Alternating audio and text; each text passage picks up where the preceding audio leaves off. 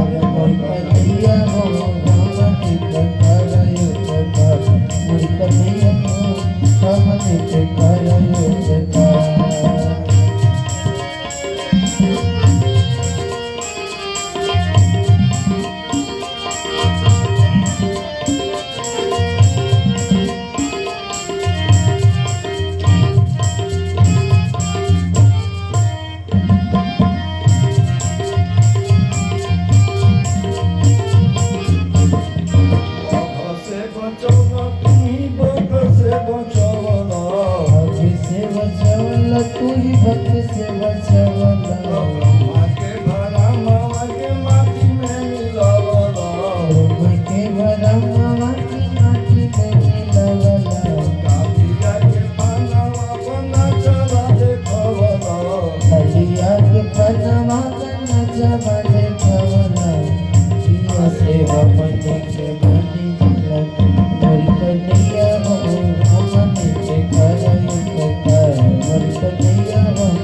જગત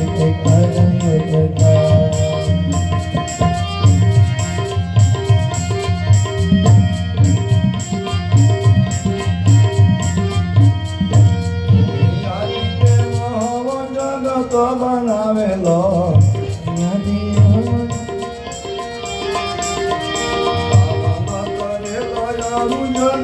મિટાવેલો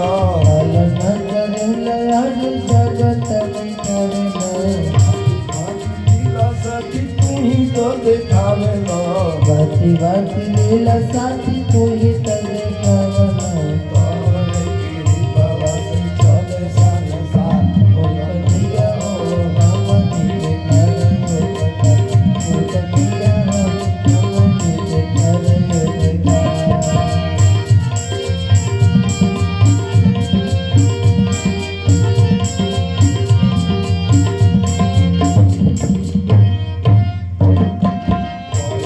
नरेंद्र गोपी नती सुनावले नरेंद्र गोपी सुनावले भाव भक्ति करी हमें मनावले भाव भक्ति करी गिया से मनावले नारायण तब आगे के बोलवले सूर्य के नारायण तब आगे के बोलवले भावाई के कोई आगे लिए सरका कन्हैया हो हमनी के करयो बेकार मोर कन्हैया हो हमनी के करयो बेकार। इसके बाद भगवान कृष्ण ने अपना मुख खोला, कहा कि सभी लोग अपनी आंख बंद करें। सबको आंख बंद किए, भगवान ने मुंह खोला और अग्नि को अपने मुख में पान कर लिया। शिव जी जहर पिए थे, अपने भक्तों के लिए भगवान ने आग पान किया। एक बार नहीं, वो 3 बार आग पिए हैं। ऐसे नारायण परम कारुणिक हैं। इसके बाद शरद ऋतु का वर्णन आता है। शरद ऋतु के बाद बीण गीत का वर्णन आता है। एथम शरद स्वच्छ जलम पद्माकर सुगंधिना न्याविशत वायुना बाताम सगो गोपालकोच्युतः। शरद ऋतु का समय है। पद्माकर सुगंधिना, पद्माकर अर्थात कमल का सुगंध बिखरा हुआ है चारों तरफ, सुगंध ही सुगंध है। ग्वालों के साथ और गायों के साथ भगवान उस वृंदावन में प्रवेश करते हैं, जा रहे हैं। एक और इसका अर्थ है कि इत्थम शरत स्वच्छ जलम पद्माकर सुगंधिना। पद्माया कर, पद्माकर, पद्मा माने लक्ष्मी ने अपने कर से, अपने हाथ से उस वृंदावन को और सुशोभित जो कर दिया है। तो ऐसे वृंदावन में भगवान प्रवेश कर रहे हैं कि कुसुमित बन राजी सुषमा भृंग द्विज कुल घुष्ट सर सरिन महीध्रम मधुपति रव गाह्य चारयन गा सह पशुपाल बलह चूकुज बेणु। भगवान कृष्ण ने बेणु अपनी बांसुरी बजाई। कैसी बांसुरी? जहां पर सबको सबके लिए मनोहारी हो और सबके मन को हरण करने वाली बांसुरी।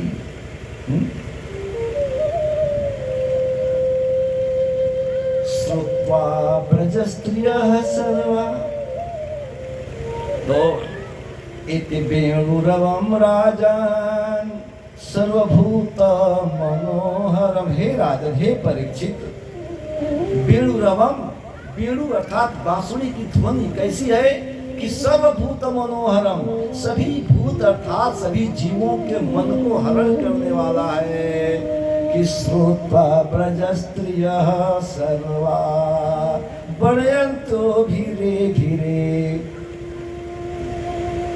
उस ब्रज की जितनी भी नारियां हैं सभी सुनी और कन्हैया के विषय में बात करने लगी। पहले तो बात करना चाहती थी वेणु के विषय में, माधुरी ध्वनि के विषय में, बांसुरी की ध्वनि के विषय में, लेकिन बाद में कन्हैया के विषय में बात करने लगी।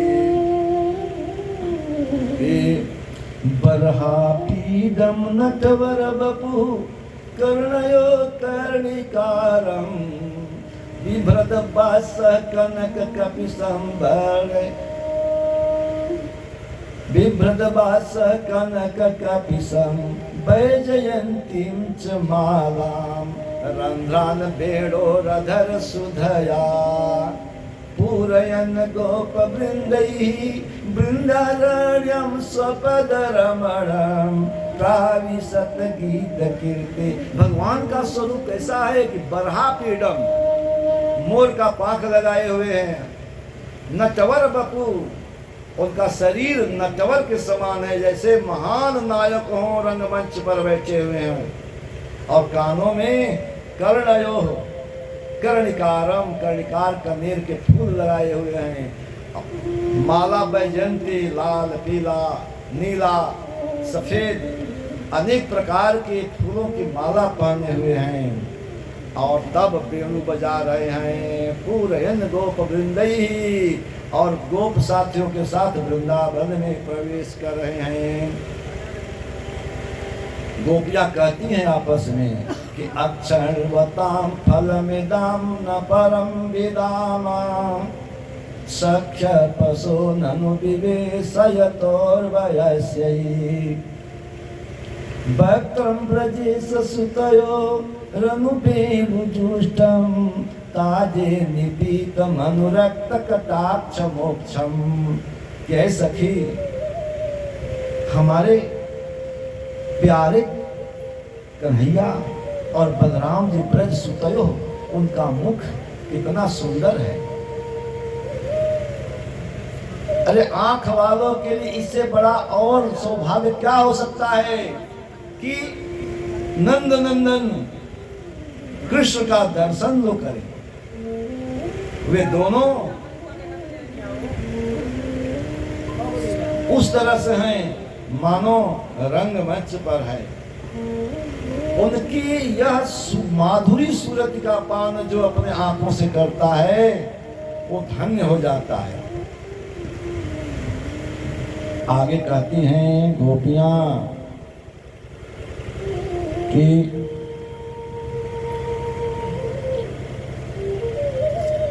ये दोनों माला पहने हुए हैं। कैसे? तच्चोता प्रवाल पर तब काव पलाब्ज, मालानुप्रेक्त परिधान विचित्र वेशौ, मध्ये विरेजुरतलम पशुपाल गोष्ठ्यां, रंगी जथा नटवरौ क्वच गायमानौ। कि रंगमंच पर जैसे ब्रह्मांड रूपी रंगमंच पर दोनों नटवर हों, बड़े बड़े नायक हों, तो इस तरह से वे भगवान शोभायमान हो रहे हैं। गोपियां कहती हैं 57 है।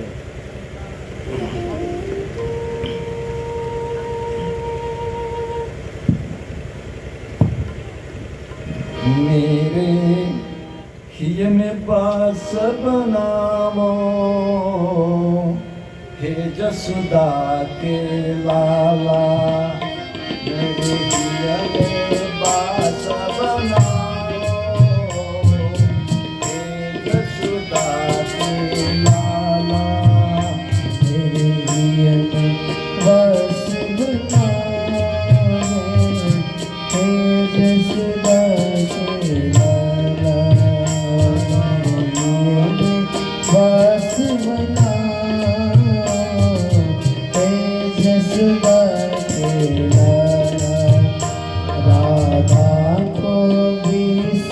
लाओ मुरली मधुरी वाला राधा को भी साथ लाओ मुरली मधुरी वाला वास बनाओ यशोदा के लाला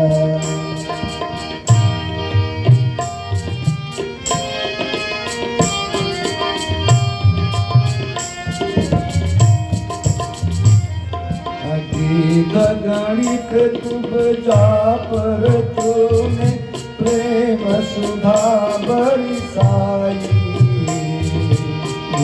गणित तुम जा पर तूने प्रेम सुधा बरसाई व्रज में घर घर माखन खाए बहुते खेल रचाए प्रेम भगत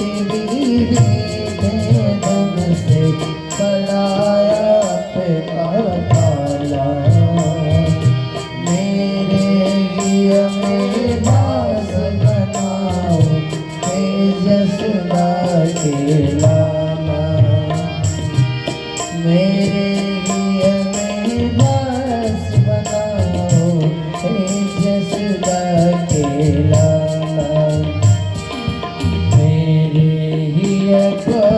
जगमग कर दो गुंजित बंसी स्वर से रुन झुन नुपुर बाजे देखो मैं टके से मेरे हिय को जगमग कर दो गुंजित बंसी स्वर से रुन झुन नुपुर बाजे देखो मैं किटक से मेरा जीवन सफल बनाओ रास रचाने वाला मेरे लिए में वास बनाओ यशोदा के लाला बुलाए जाए विदुर घर सेवा को स्वीकार किया दीन बंधु और दीननाथ निज नाम को साकार किया बुलाए जाए विदुर घर सेवा को स्वीकार किया बंधु और दीननाथ निज नाम को साकार किया गोपी वल्लभ करुणा सागर चले आओ गोपाला मेरे लिए में वास बनाओ यशोदा के लाला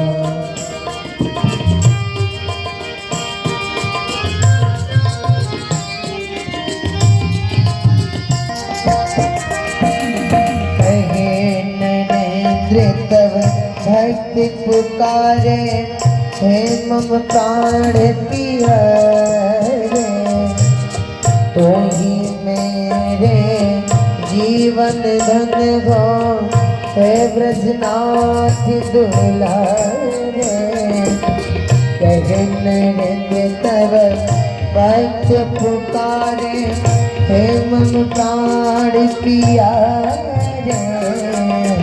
तो ही मेरे जीवन धन हो है ब्रजनाथ दुलारे तत्वत जीवन हरि तुझको उज्ज्वल बनाने वाला मेरे में बात जसदा की